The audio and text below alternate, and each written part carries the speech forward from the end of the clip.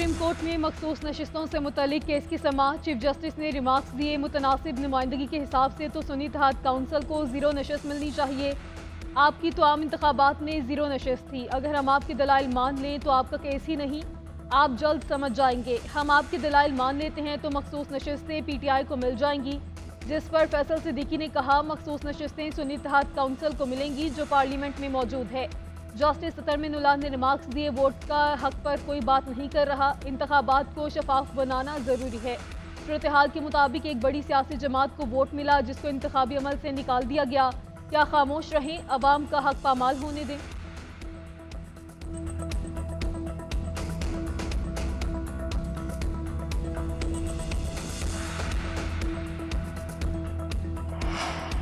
Intelligence agency को call record और trace करने का इख्तियार मिल गया। ज़राए के मुताबिक वफाकी काबीना ने सर्कुलेशन समरी के जरिए मंजूरी दे दी। किसी भी टेली कम्युनिकेशन सिस्टम की रिकॉर्डिंग की जा सकेगी।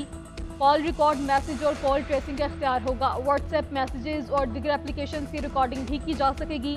ग्रेड 18 या ऊपर के अफसरान को इजाज़त दी गई। इख्तियार पाकिस्तान टेली कम्युनिकेशन एक्ट 1996 के सेक्शन 54 के तहत दिया गया।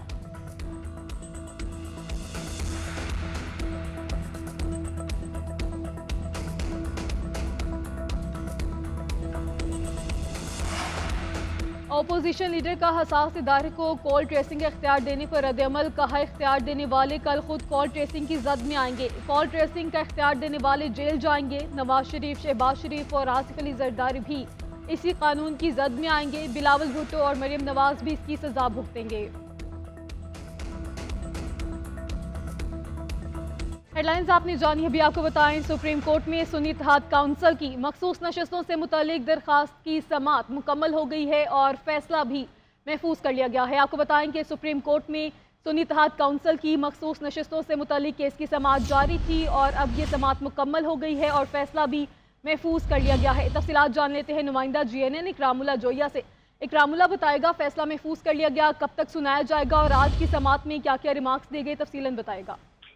देखिए, आज सुन्नी इत्तेहाद काउंसिल को मुख्तलिफ नशिस्तों के हवाले से केस की समाअत फुल कोर्ट इस वक्त कर रहा था, जिसमें फैसला महफूज कर लिया है और अभी तक जलील बयान से ये नहीं बताया गया कि कितनी देर तक फैसला सुनाया जाएगा। ताहाल जो है वो सिर्फ मखसूस नशिस्तों से मुतालिक केस की समाअत मुकम्मल हुई है और सुप्रीम कोर्ट के फुल कोर्ट बेंच ने फैसला महफूज किया है और आज की समाअत के दौरान जो है वो चीज़ की जानिब से रिमार्क है कि पहले नजरियाती का डिक्लेरेशन दिया, फिर PTI और अब सुन्नी इत्तेहाद काउंसिल से मुंसलिक होने का कह रहे हैं। आप बता दें, आप किस पार्टी से हैं, ये चीज़ें की जाने से वकील सलमान अकरम राजा से पूछा गया, जबकि सलमान अकरम राजा ने कहा कि कमल शोजब तहरीक इंसाफ से हैं और सुन्नी इत्तेहाद काउंसिल में शमूलियत इख्तियार करेंगी।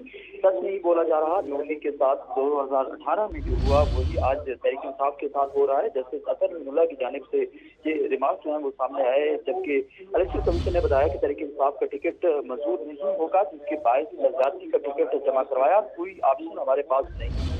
हम आवाम को वोट का हक देना चाहते थे, जिस पार्टी को वोट करना चाहे हमने इसी वजह से नजरियाती का टिकट दिया, तो खत्म कर दिया गया। 5 मिनट में नजरियाती का टिकट भी वापस दे दिया गया।